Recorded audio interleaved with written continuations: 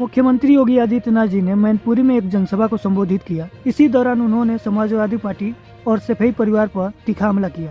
CM योगी ने कहा, Samajwadi party सिर्फ अपना विकास किया है, अपने परिवार का किया है। ये समाजवाद जेपी का समाजवाद नहीं है, डॉक्टर लोहिया का समाजवाद नहीं है। ये समाजवाद का अलग अलग ब्रांड है जो एक ही परिवार में देखे जाते हैं। उसके बाद योगी जी ने शिवपाल यादव पर तंज मारते हुए कहा, शिवपाल जी का समाजवाद लठैत समाजवाद है, जिनकी लाठी उसकी भैंस।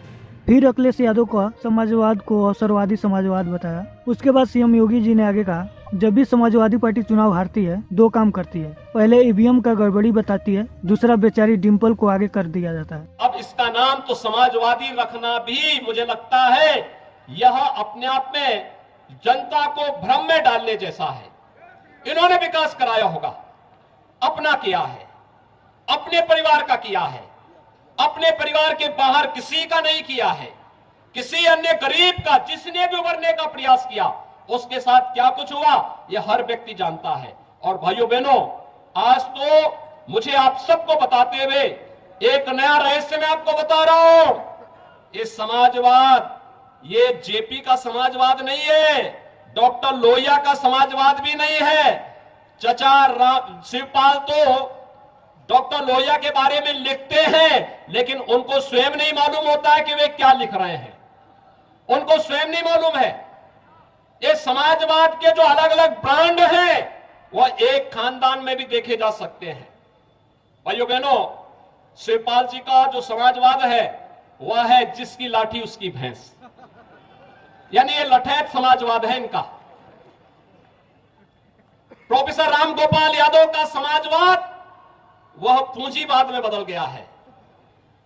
सब धरती गोपाल की, नोएडा से लेकर के फिरोजाबाद तक जो भी धरती दिखाई देती है, समाजवादी पार्टी की सरकार में उस जमीन को उन्होंने या उनके शागिर्दों ने हथियाने में कोई गुरेज नहीं की।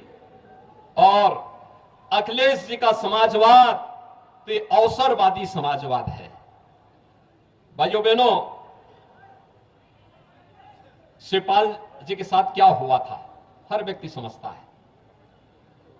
पिछली बार तो कम से कम जसवंत नगर नेताजी के नाते मिल गई, अगली बार जसवंत नगर भी नहीं मिलने वाली है उनको, यह हर व्यक्ति जानता है। और जब भी समाजवादी पार्टी को चुनाव हारने होते हैं दो काम जरूर कर लेते हैं। एक तो बहाना कर लेते हैं, पहले से ही पृष्ठभूमि बांध लेते हैं कि साहब ईवीएम में गड़बड़ी है।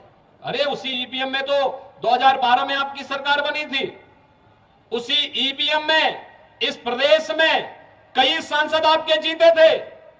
कैसे आप आरोप लगाते हैं?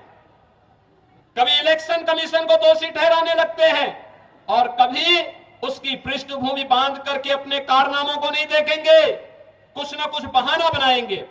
तो भाइयों बहनों, आज मैं आप सबसे कहना चाहूंगा, समाजवादी पार्टी के इस बहकावे में आने की आवश्यकता नहीं। इनके पास जब भी चुनाव हारना होता दो काम करेंगे, एक आरोप प्रत्यारोप और दूसरा बेचारी डिंपल जी को चुनाव लड़ा करके हराने के लिए भेज देते हैं।